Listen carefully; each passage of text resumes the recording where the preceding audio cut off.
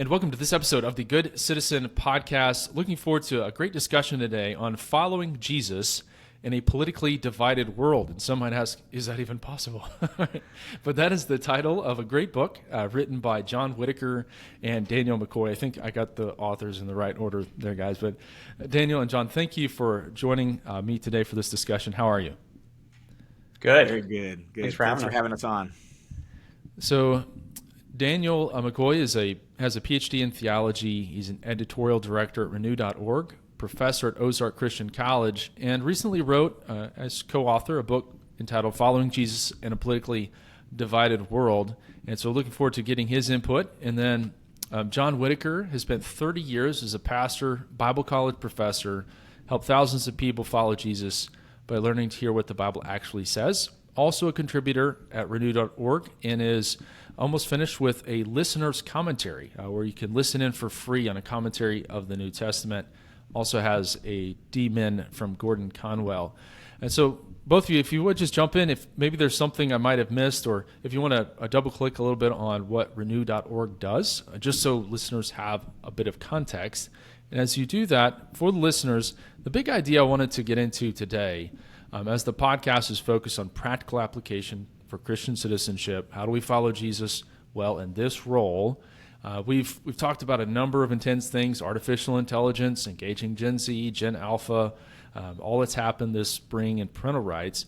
I always want to come back to Scripture, and as we look towards this next season or chapter of ministry, what does the Bible say about these things? How do we live well now, especially in this particular political and cultural moment?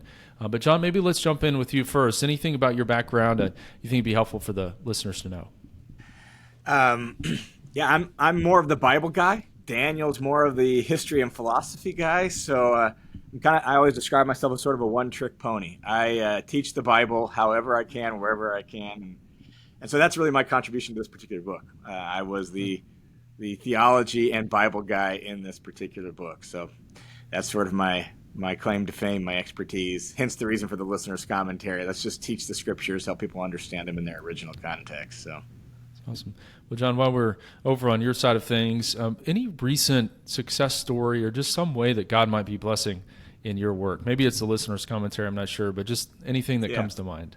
That's been the heart of my project really the last 5 years. I've spent 5.5 years creating this audio commentary on the New Testament. Excited that by June 20th, I'll have the entire New Testament completed.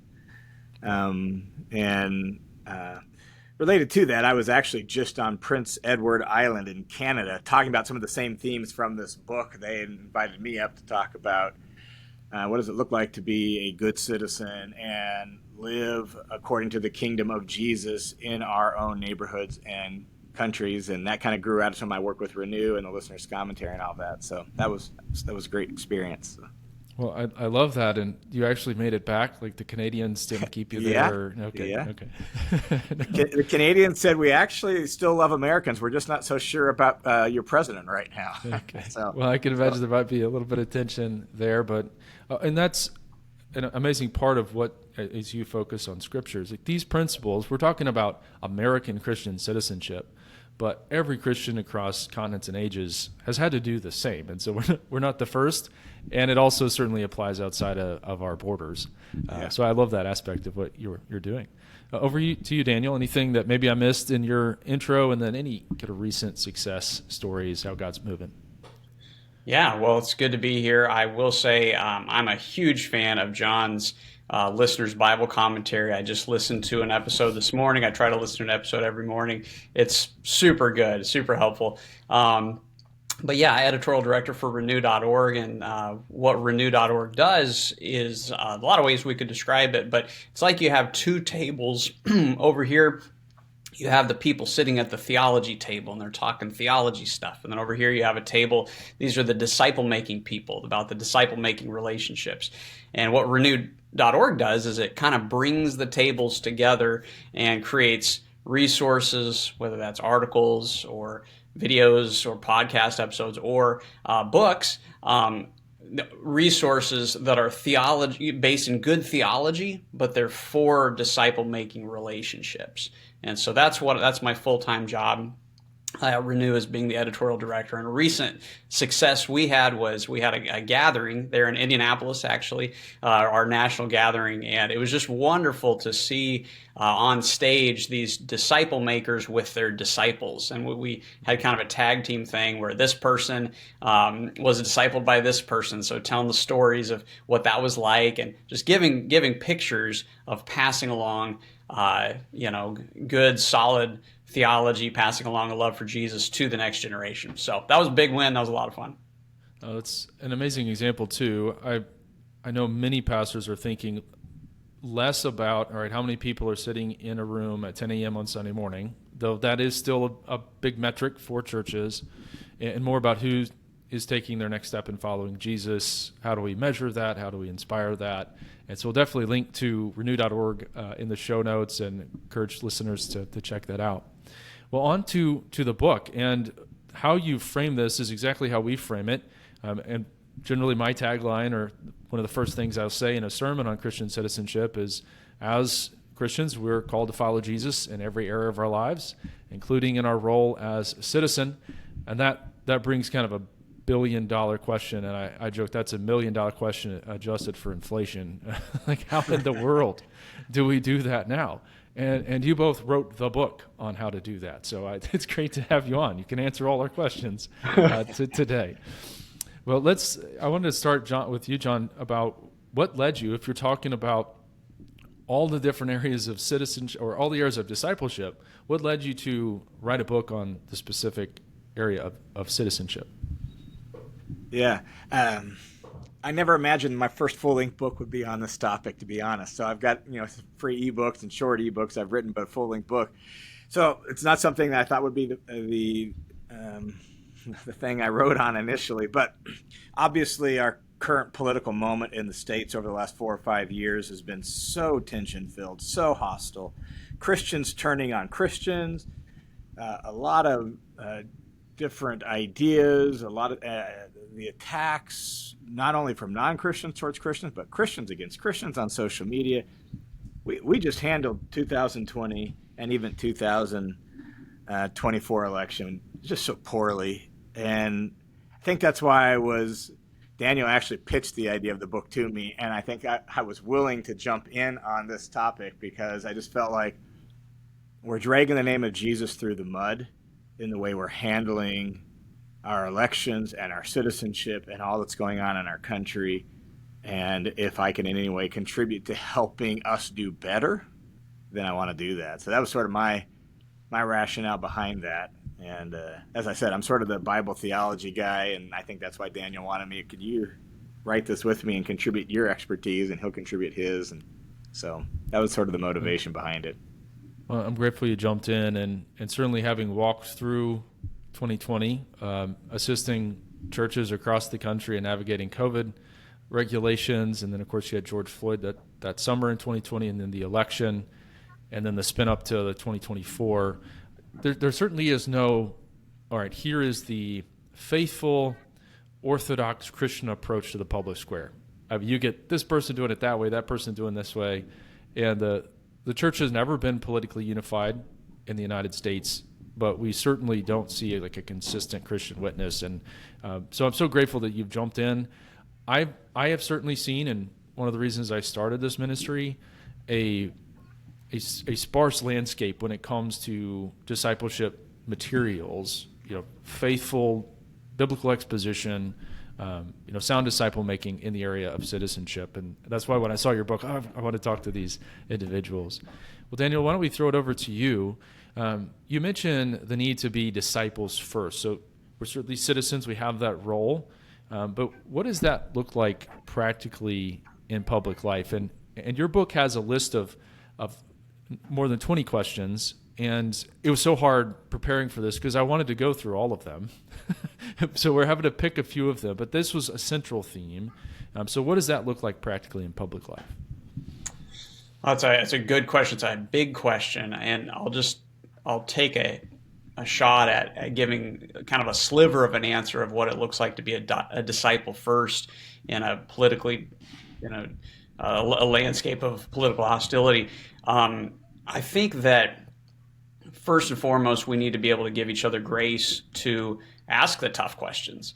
We have quite a few questions lined out in the book, and that indicates that these aren't super easy, and a lot of people are conditioned to think that faithfulness to Jesus really comes down to either I'm going to align with this political party and kind of accept their easy answers as to what it means to be a Christian, or I'm going to align with this other political party and kind of accept their easy answers for what it looks like to be a faithful follower of Jesus. Because both sides have the quick, easy answers.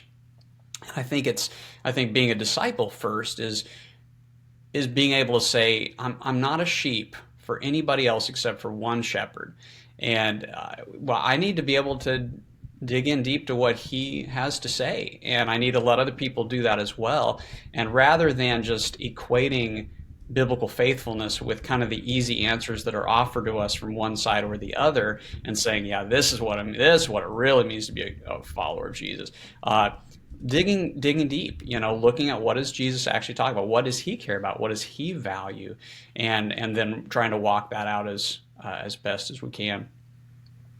So we mentioned to the listeners many times that our effort is nonpartisan, and sometimes people hear that as maybe a moral equivalency or kind of limp-wristed or something, but it's just a declaration that a pastor, church leader, Christian, represents a different kingdom, that our allegiance is there. And I don't know about you, but Scripture convicts me every day. It certainly kicked my butt this morning, over some issues, and yikes. And that is when we're bringing Scripture to bear to our governing officials. We do so like Nathan to David at times, encouraging them other times. And so that's very helpful to kind of keep that disciple or Christian first mindset. There's a great question, I thought, question number 8, and we're going to come back to you, John, on this one. How do you encourage Christians to pray for the nation? Now, I think most Christians are familiar with 1 Timothy 2. They were commanded to pray for our governing officials, but you dig into how to do that well. Would you explain a little bit about that particular question? Yeah, and just personally, be honest, that's an area I myself struggle with, right? Like I don't feel like I'm super good at that. It's something I'm laboring at and want to get better at. For me, in that particular passage, the two components that I think are really huge are praying for them, and praying that we, followers of Jesus, might be able to have a quiet life, have space to live our lives in faithfulness to Jesus. And then it ends by saying, because God wants all people to be saved. And so as I read that text, reflect on that text personally, I see that this idea of praying that our leaders basically would not be hostile towards, would not be opposed towards the Christian faith, would allow us as Christians to live our life and in faithful service and quiet service to Jesus, so that we could make disciples, so that we could expand Christ's kingdom, praying that our leaders somehow might come to the knowledge of the truth themselves and be saved. Pray that they might actually implement just and wise policies, if at all possible. That's sort of what directs me out of that text personally as I reflect on that text, as those key elements. I believe in the book we listed off 3 or 4 different ways you could do that. Daniel actually wrote that chapter on that, so he might have a little bit more insight specifically on those 4 ways. But personally, that's how I take that text and really think through, okay, let's pray along those specific lines for our leaders as well as for us as followers of Jesus. We have space to carry out our mission and faithfulness to Jesus. So this was encouraging to me because having studied that text a good bit, I've talked about there is an actual direction, of that prayer, but I haven't heard that a lot of other places, so it was encouraging to me that I'm not off in left field over here, and having preached the book of Acts, and listeners will remember this sermon if they listen each week.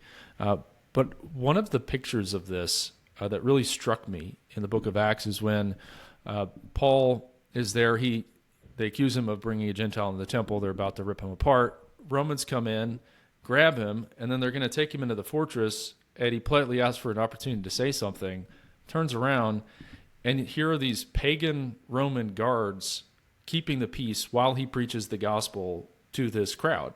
I thought, what an amazing picture of the role of church and state, with the state maintaining order so the church can fulfill the Great Commission so that all people, including governing officials, can come to a knowledge of the truth. And that's different than, I think, okay, I'm going to pray for my state rep today. I hope he has a good day. I hope he has courage. Right. And so, and it reminds me of the verse that the founders talked a lot about, in that every man would sit under his own vine and fig tree and not be afraid.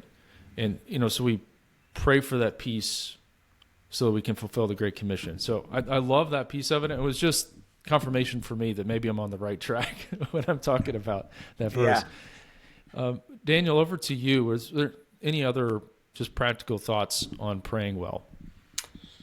Yeah, John covered it well. I think that it's easy for everybody to stop at so that we might live a quiet life. There are some people that like to be provocateurs and they like to stir the pot, but I think most everybody just kind of wants to live a life of peace and quiet, and where I'm getting my opportunities, and none of it gets threatened.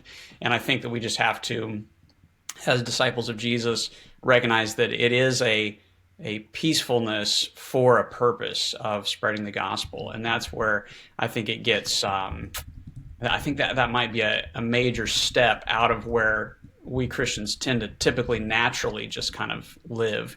Are we taking opportunities? Are we taking advantage of the pauses in the hostility, let's say, to, okay, let's figure out how to best put this message out there to where maybe there's more receptivity now. Okay, let's take this opportunity and let's tell people about Jesus in a way that they're already kind of poised to listen. So I think that just it's all too natural for anybody, whether Christian or not, to just want things to go their way and for their way of life to continue as usual. And we need to be okay with whether it's times of hostility, excuse me, or times of plenty and things going well. We need to be looking for those opportunities for the gospel. So we're talking about government's role, and you had a great chapter on the different ways that the church and state have interacted throughout the church's history. There have been just a few documents written on this topic, and just a few wars fought over this topic, but you had a couple of different ways that they interact. Synthesis, and the way I took that is, church and state are almost one. You're thinking of the European model with a church, state, church, etc. Tension, where basically here's the boundary line, you do your thing, we'll do ours. Another one was opposition, where there's open hostility. The Roman state executing Paul is, I think, a fair example of that. But then the one that you seem to favor is a conversion, or the church having meaningful influence in the state. Will you drill down into that? What do you think biblically is a healthy version of that? And I know we're talking 30,000 foot view, but having studied this topic, what are your thoughts on the proper interaction between church and state? And I'll keep that at Daniel, my understanding. Sure, yeah. He wrote that chapter. So I'll just offer that, there are four models, and this really, this stems mainly from Niebuhr's Christ and Culture, the four models he gave, but this is kind of a way of making it memorable, making it easy to understand. And I think that biblically, I think you could make a case for most, if not all of those. I think that depending upon your ability as a Christian to shape the culture that you're in, I think that that's another factor in there. So I don't want to suggest that, this one of these four, this is the biblical model. I do suggest, though, that the two that are kind of on the extremes, the one that would be a synthesis, of church and state, where they really do bleed into each other. I think that's going to come with some very significant temptations away from the faith. You're going to have to be very careful. But then over on the other end, the opposition, where there's a complete separation from the the public world and my life as a church, our life as church people. I think that also brings with it some real temptations and some real lost opportunities for being light in the world out there. And so, again, I don't want to suggest there is one that is the biblical model. Personally, I would say the two in the middle bring out some very important insights that we want to take seriously. But even if in your church there is somebody that wants a full-on church-state synthesis with America and Christianity, and you've got someone in your church who is full-on, pacifistic, we need to not be, if you're Christian, you shouldn't be involved in this or that job within the military or whatever. Those two people are going to be so opposite from each other, but giving them some terminology, giving them some, hey, these are some models that have been used throughout history, letting them know that their position isn't just the Christian position, and the other person's position isn't just the awful, terrible, heretical position, but showing them this is kind of where people are coming from. I think giving them that language is a way of bringing people together and hopefully moving towards, a biblical and productive model. And now I'm going to let John back clean up. What do you think of John? Yeah, where I would jump in on that is when I do look at the biblical text, you look, for example, in the Old Testament, God's instruction through the prophet Jeremiah in Jeremiah 29, the letter that he sent to the exiles in Babylon, with instructions for how they are supposed to operate. And what God tells them through Jeremiah is, look, you're going to be there a while, so settle down, build houses, plant gardens, and then he says, and seek the welfare of the city. And the word welfare in Hebrew is shalom. Seek the peace, the shalom, the wholeness of the city. In other words, be good citizens. Do good, right? Like, do that in your community. Wherever you're living in Babylon as foreigners and exiles, seek the good of the city, because in their good is your good. That's what God says through Jeremiah. And then the Apostle Peter picks that up in his first epistle, 1 Peter. And in the center section of 1 Peter, Peter actually seems to almost coin this Greek word that's a combination of the word for good and do. Do good, do good. He tells them to be do-gooders in the good sense of that word. And the first place he starts is in the civic life. So as citizens, be known for doing good in your community. As husbands and wife, be known for doing good. And he's playing off of Jeremiah 29. And so while there may not be in our attempts to kind of create a model, a perfect model, the Bible does seem to have a very clear sense of we need to live in our community in such a way that we help our community learn wisdom and learn how to be virtuous and learn how to do good. And we need to be known for being benevolent, helpful, useful members of society, so that ultimately our good as citizens of Christ's kingdom can lead to the good of the city. I just think if we grasp that, it'll help us be way more positive voices and forces for influence and good in our neighborhoods and our communities than any other approach. So, I think, what I'm hearing, kind of two main points, John's is be engaged. And I often say, let's not be an exiled church. Let's not be like we have nothing to do with it. Let's not be an embattled church where we're just kind of shuttering the windows, chaining the doors, but be an engaged church that, especially in a participatory democracy where our quote unquote Caesar requires our principled participation in voting, etc. But then also, can I give since we said we were talking at 30,000 foot level, can I give a very concrete example? Please. Church that I helped start and preached in for about 11 years in a bedroom community of Boise, Idaho. We took Jeremiah 29 and 1 Peter 2 and 3 kind of to heart, and we wanted to know how. We started just looking at our community, praying, talking, getting to know our community. How could we actually be a force for good in our community? And we had a lot of immigrants and a lot of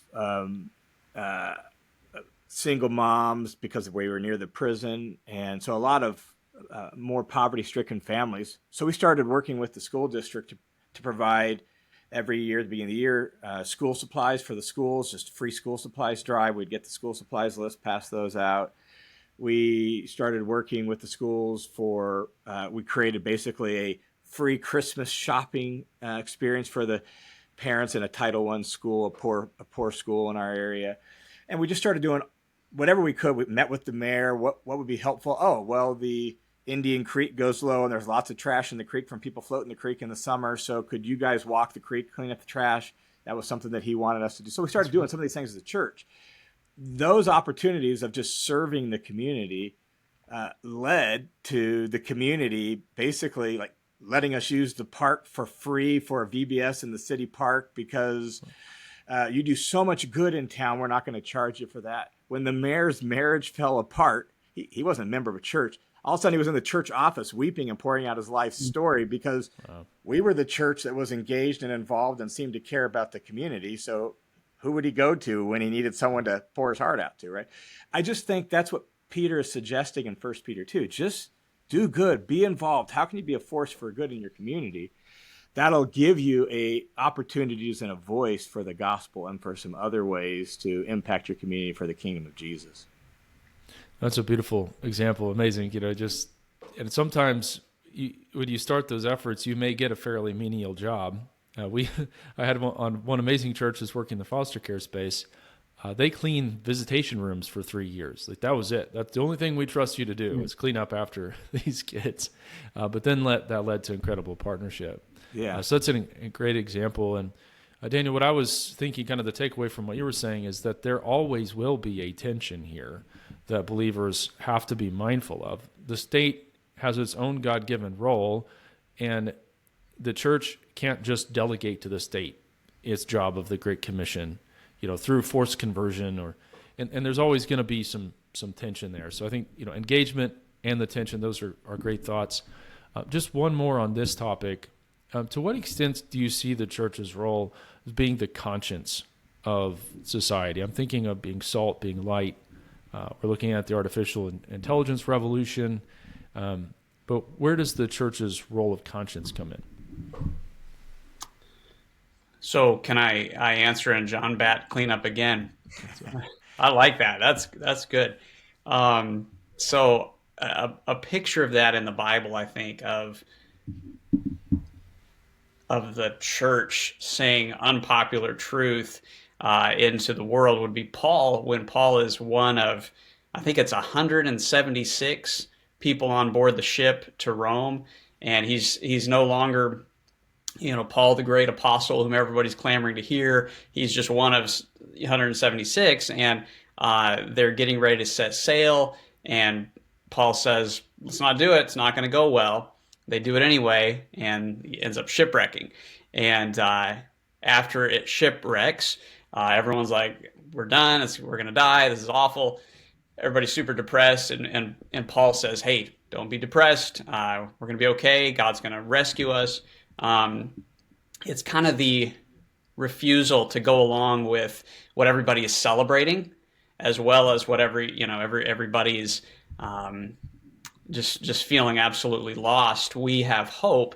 And so it reminds me of that verse where Jesus says, he's talking about the generation, his generation, the generation saying, hey, we played the pipe for you, you didn't dance. We sang a dirge, you didn't, you didn't mourn. And Jesus is saying, I'm not going to just play along. I'm not going to just weep when you tell me to weep. I'm not just going to dance when you tell me to dance. The church is at its most powerful, I think, when the church is able to say, hey, look, as a culture, let's not do this. This is going to go bad. And the church is at its most powerful when it's able to say, hey, I know it all looks lost, but there is hope. Mm-hmm. I love that. I hadn't thought of that kind of second aspect of it, because we often, and I think many American Christians are just waiting for their moment to say, I must obey God rather than man. In fact, we're looking for the local tyrant to be able to, have our Peter moment. But then there's also that hopeful aspect of it that, especially as we face increasing global conflict and all these changes, to be that hopeful voice as well. I think it's beautiful. John, I didn't know if you wanted to pipe in there as well. Oh, no, I think Daniel, that was good. That was helpful. Yeah. So again, there's so many things we could go into. I love the way you framed this particular question, the easiest sin in an election year. And Daniel, we'll come back to you on that. What is the easiest sin during election year? Yeah, and I would just say for me personally, this is the easiest sin. It's also the sin I see probably the most prevalent. So I'm going to guess this is the easiest sin in an election year, and that would be the sin of slander, of believing and spreading lies about your ideological enemy. The truth is, Christians historically can slander among the best of them, and we have slandered other religions before. And when I say we, obviously not all of us, but there have been Christians in power that have slandered Buddhists as, oh, it's a violent religion, or slandered Muslims as, oh, they're worshipers of the moon, or slandered Jews terribly as, oh, they use the blood of Christians in their rituals. It just lies to make the other guy look bad. And slander is a coward twice over. Slander is ganging up with somebody else behind the person's back. And so it's a very ugly sin. It's a very destructive sin.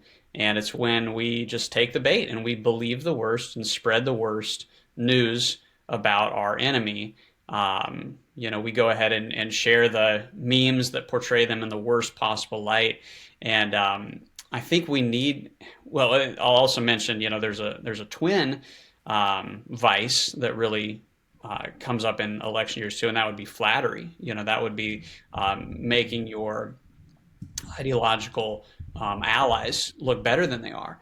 And we have to be able to resist overstatement. I believe when we overstate our case, we're setting a time bomb. We see this happen in the area of Christian apologetics a lot. If in Christian apologetics, which I like to write in the area of Christian apologetics, but if we make our case look stronger than it actually is, or we make the opponent look worse and stupider than they actually are, we're just setting a time bomb. And the people who are learning from us, they'll eventually learn, oh, well, you were lying about that. And so I just want us to, as churches, resist overstatement. And in an election year, that means saying no to slander. I've reflected on this a good bit because, of course, elections matter, litigation matters, policy matters. And there is such a temptation, especially those that are running for office. I want to win, and oftentimes in the political world, hyperbole comes in, and I think part of the problem is our political culture is that's just politicians. I normally use the phrase public servants, like politicians being politicians, or it's just someone talking about the political world. But aren't we as believers called to a higher standard? And who said that the fruit of the Spirit don't apply in public life? Mm-hmm. And so not just shrugging our shoulders at that type of stuff, and actually being a witness is to a different way, a way forward. American politics has always been rowdy, but I think the church can have a distinct witness there. So I loved the way you framed that, and I think we can hold each other accountable to that on both sides. And I love how you talked about slander, but also flattery. We should be careful of both, and certainly encourage Christians to get out and vote.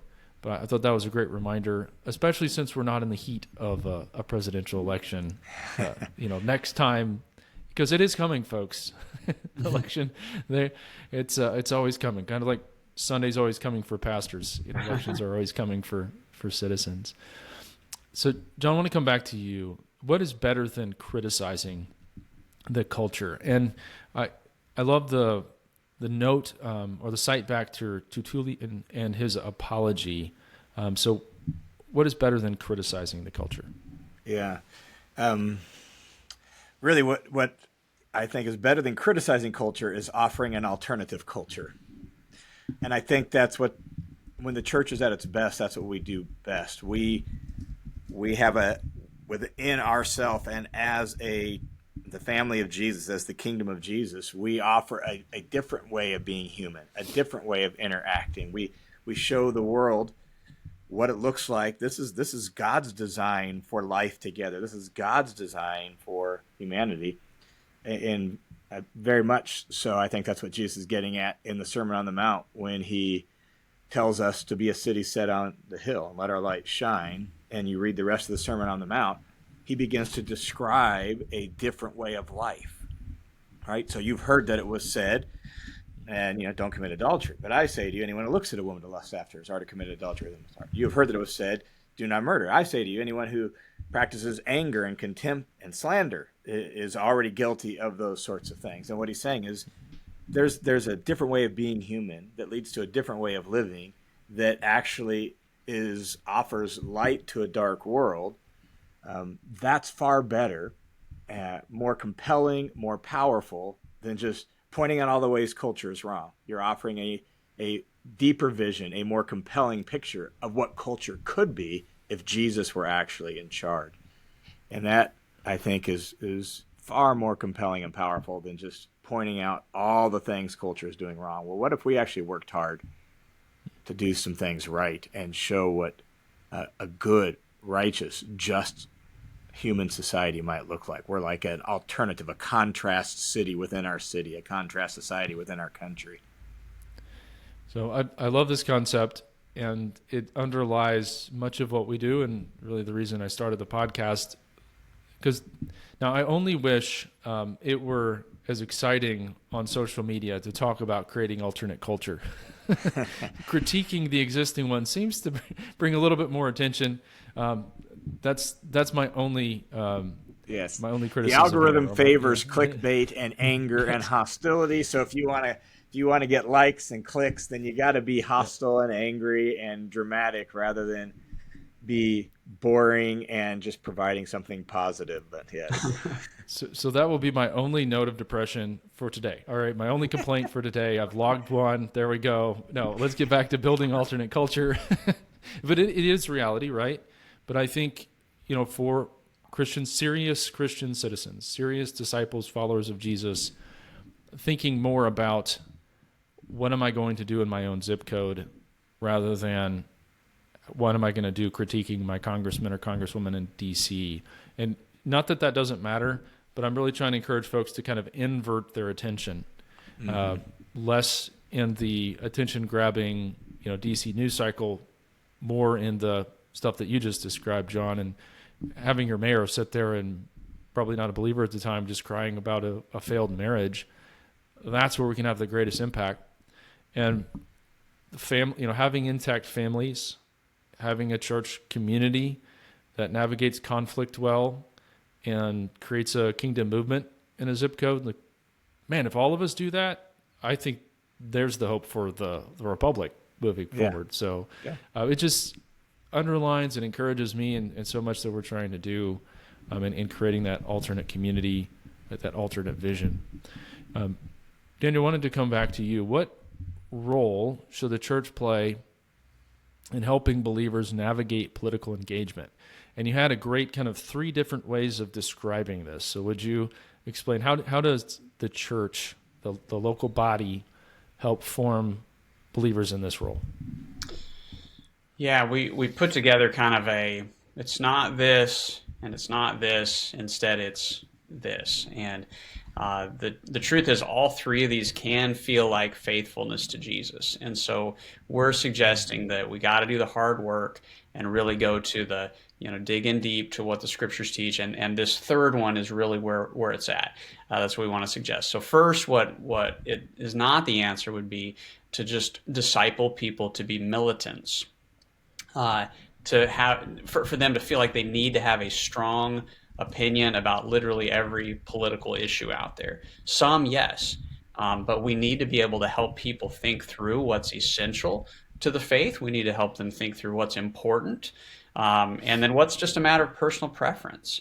And that's something we do at renew.org a lot. We kind of help people think through that grid, and it helps with the unity. It helps us to not call everything that somebody does that's different than me as, oh, well, they're obviously being bad Christians. But it also helps us to not just trivialize the things that really do matter. And so if churches are to move into the future and stay unified and be that alternate culture, we're going to have to unify around some things, and we're going to also have to let some things these are matters of personal preference. And so anyway, we're not discipling people to just be militants, just to fight all the time. That's not biblical faithfulness.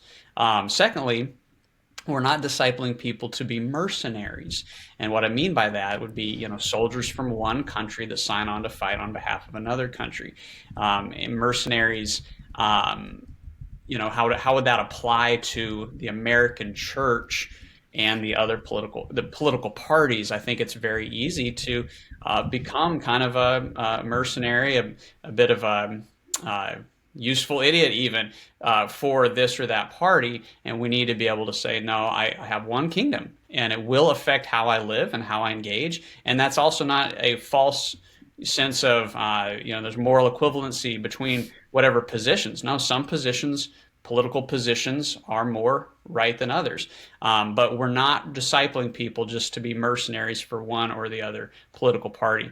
Here's, I think, where it's at, and that is we need to disciple people not to be militants, always angry about everything.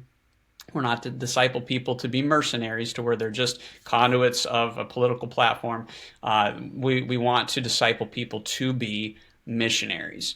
And think like a missionary. If you're a missionary to another culture, another country, you're going to need to find things there that even if like in Acts 17, Paul's going through Athens and he's like, oh man, I can't stand all these idols. He still found something there in the culture to compliment and to say, hey, you guys are very religious. And he was able to use that as a bridge to, okay, because you're so religious, let me tell you more about the real God. So if you're able to think like a missionary in another culture, finding ways to bridge, build bridges, finding things to complement from their culture and to build upon, we need to be able to do that same kind of skill here. And if you are somebody who leans more red in your politics, but you're in more of a blue area, going to need to find a better way than just saying, man, I can't believe these people, they're just ridiculous. You need to be able to find bridges and say, okay, here's something we can build on and point us all to greater faithfulness to Jesus. So we're discipling people to be missionaries. I think at the core of this, and back to the disciple first question, what I'm hearing is it's truly an identity inversion, which perhaps 2020 exposed in the church. And that question is, are we Christians first, or do we find our identity first in our socio-political tribe? And which one wins out? And unfortunately, I certainly sense from a lot of pastors that the many believers in the pews had that inverted. And so setting that right, and we may do many of the same things, we may say many of the same things, but that allegiance quotient. And just one example of this would be believers that do feel led to run for office. Well, today you generally have two options if you're going to win. Now, those that are part of a third party, I may get the hate mail, but like generally across the U.S., you're picking one, either the R or the D, and then you're running under that banner. But those that I have talked to, I think that do this really well as followers of Jesus, is they look at it, like you said, as a missionary. And not that they aren't faithful to the party, they don't fulfill their responsibilities there, but they look at it as an opportunity to pull the party back towards biblical principles, to be that voice of hope, to remind people of the fruits of the Spirit. And so that, I thought that was one way, and as I've talked to folks that do this well, of being a missionary, being engaged, but still having your identity in the right place. And so I love that particular aspect of it. Now, as we're winding down, I wanted to come to a topic about living well with others. So how do we engage with other people who disagree with us politically? And we'll start with you, John, and certainly Daniel, if you want to jump in. And the idea being specifically like family and friends. Everybody talks about Thanksgiving's going to be rough. But now I think there's more of a tendency actually to just completely disassociate. So the number of millennials that have cut off their parents, the number of families that have divided, people that are moving over these issues. So how does a believer balance truth-telling, but then preserving relationship with a focus on discipleship? How do we do that well? John, help us all solve these problems. Yeah. I don't know that we're going to solve those problems through the podcast, but I like the phrase lead with love. Truth comes second in those, a lot of times in these tense conversations. So you lead with love. You can't tell the truth to somebody who, one, doesn't want it and who doesn't trust you because you haven't built up the relational credibility to do it. And so you want to lead with love.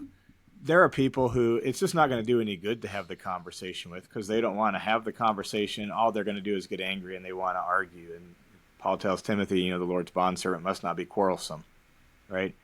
So if we're going to get into an argument, what's the point?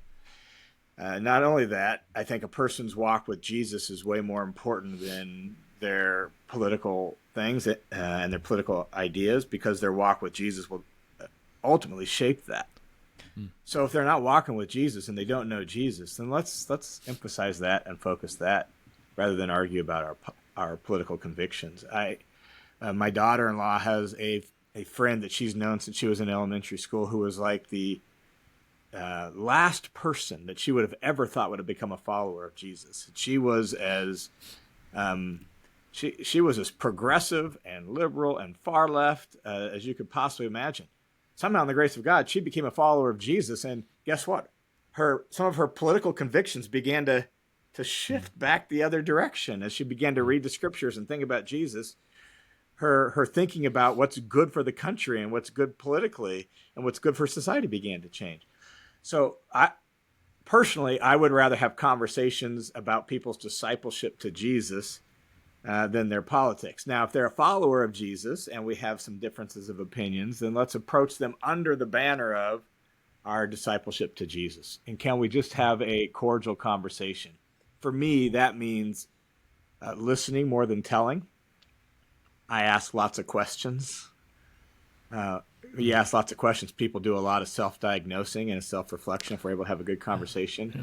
And they might realize, that doesn't totally make sense, right? So that's I think we're all going to have to find our own way. But for me, that works for me, to ask lots of questions, to get people thinking, because if you get them thinking, they just might change, right? Mm-hmm. So rather than telling, I practice asking and then try to focus on primarily the core things that really matter, ultimately their relationship with Jesus. Well, I love that. And I wonder sometimes, and I can be guilty of this as well, and I don't think most Christians probably set out to do this. Maybe some do. They just like to fight. But I don't know many people set out to do this, but we just set out to make a point. And then we feel better. Like, okay, I told them why that idea is dumb. And why it's going to. And what good did that really do? Did that help? Did that change anybody's mind? Did that help anything? Right? Yeah. Yeah. Rather than persuasion, and more importantly, transformation, conversion through relationship with Jesus, and so if we could get the Big C Church as a whole to shift its energy in this space less towards, all right, the 2 weeks before the election, we're going to argue about every conceivable political point and torch each other on social media. So as we've talked about today, this long-term investment in disciple making that introduces people to Jesus, ultimately their worldview is altered through that relationship. So persuasion rather than making the point. And so I so appreciate that. And it's a great reminder for all of us who can, thinking about how important something is, torch a relational bridge just to make a point. It's a great and how are you going to have any opportunity to influence down the line if you torch the bridge? I always tell people I'd much rather build a bridge than build a wall. So let's just find a way to build a bridge. And I think of that. I mean, I've got nephews who aren't walking with Jesus in any sort of way, and I have one in particular who, in fact, my son, who is walking with Jesus, and him, they still maintain a relationship. When he was in town here recently, my son was the one he wanted to go out with because he wanted to talk politics, but he wanted to do it with my son, who doesn't think like him, because there's a relational connection there. Yeah. And my son texted him a couple weeks ago, "Hey, how you doing?" Didn't hear back until yesterday when he finally texted back. Not doing so good. All this politics stuff is really messing with my head, and my mental health doesn't feel that good. But he knows that his cousin, my son, is at least trustworthy enough that they can talk about it, even though they think diametrically opposed about all that stuff. I think if we could build those kind of bridges to at least where they know, okay, you love me, you care about me as a person, even if we think differently, it gives us a chance to be a person of influence in their life. It's awesome. And again, thinking about this as a movement as a whole, what if every believer with their contacts was doing that? I think that's a recipe for transformation rooted in the gospel, rather than, oh, we're going to win the next presidential election and we're going to save the country. So shifting, we know that doesn't work, I think logically, but we still act like it does, rather than taking this model that you're describing. So I think it's just a great reminder for us, as I mentioned at the beginning. That was the point of this episode. Well, let me turn now to just a final question. And I sometimes ask it as, if you had a billboard on which to put a message to the Big C Church, what would you put on it? Some people have said that's unfair and they need multiple billboards. So fair enough. Fair enough. But really just kind of a summary, kind of a final note. What would you say for listeners as they're thinking about following Jesus in a politically divided world? We'll start with you, John, who somehow went first on the book cover. I think there may have been some arm wrestling involved. I know, I'm just joking. But John, we'll go with you first. Yeah, I would say, remember, you're a citizen of heaven more than you're a citizen of America. So let the culture of heaven influence how you live on earth. Amen. Very good. I can't follow that up. That is rough. It drops the mic and walks away. Yeah. I'll just say make disciples, because I think that's the core. And if we're able to do that, walk with people in friendship and relationally walking with them. This is a very long billboard. I apologize, but being able to empathize with them, rejoice when they rejoice, weep when they weep, but also keep pointing them to what matters, pointing them to Jesus and to bowing the knee to King Jesus. I think that's where it's at, and I think that all the other things will kind of come along in the process. But yeah, make disciples. Amen. And that truly is the only way I've ever seen someone change, and I'm pretty sure it's the only way that listeners have ever seen true transformation in someone's life. And so how do we apply that grand scale? So, well, John and Daniel, this has been a true joy. So grateful for the opportunity to talk with you folks. The book is Following Jesus in a Politically Divided World. It's available on Amazon and a number of other places where you can pick it up. But also check out the resources on restore.org or renew.org. A number of great resources there. So Daniel, John, thank you for joining us today. Thank you. Thank you.